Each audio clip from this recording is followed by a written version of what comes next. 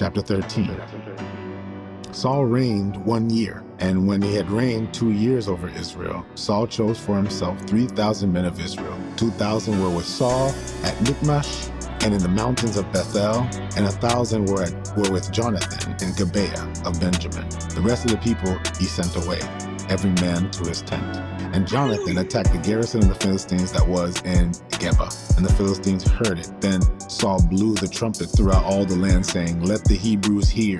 Now all Israel heard it said that Saul had attacked the garrison of Philistines, and that Israel had also become an abomination to the Philistines. And the people were called together to Saul in Gilgal. And the Philistines gathered together to fight with Israel, 30,000 chariots and 6,000 horsemen, and people as the sand, which is on the seashore of the multitude. And they came up and encamped in Michmash, to the east of Beth-aven. When the men of Israel saw that they were in danger, for the people were distressed, then the people hid in caves and thickets and rocks and holes and in pits.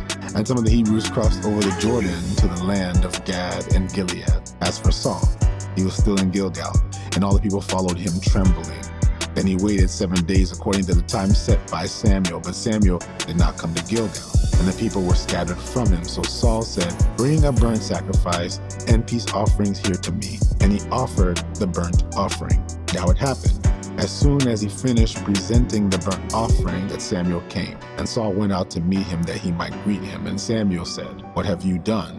Saul said, "When I saw that the people were scattered from me, and that you did not come within the days appointed, and that the Philistines gathered together at Michmash, then I said, the Philistines will now come down on me at Gilgal, and I have not made supplication to the Lord. Therefore I felt compelled and offered a burnt offering." And Samuel said to Saul, "You have done foolishly. You have not kept the commandment of the Lord your God, which he commanded you. For now the Lord would have established your kingdom over Israel forever. But now your kingdom shall not continue. The Lord sought for himself a man after his own heart, and the Lord had commanded him to be commander over his people, because you have not kept what the Lord commanded you." And Samuel rose and went up to Gilgal and Gibeah of Benjamin. And Saul numbered the people present with him about 600 men. Saul, Jonathan his son, and people present with them remained in Gibeah of Benjamin, but the Philistines encamped in Michmash. Then raiders came out of the camp of the Philistines in 3 companies. One company turned onto the road of Ophrah to the land of Shual. Another company turned to the road of Beth-horon. Another company turned to the road of the border that overlooks the valley of Zeboim toward the wilderness. Now there was no blacksmith to be found throughout all the land of Israel, for the Philistines said, "Lest the Hebrews make swords or spears." But the Israelites would go down to the Philistines, sharpen each man's plowshare, his mattocks, his axe, and his sickle. And the charge for the sharpening was a pim for the plowshares,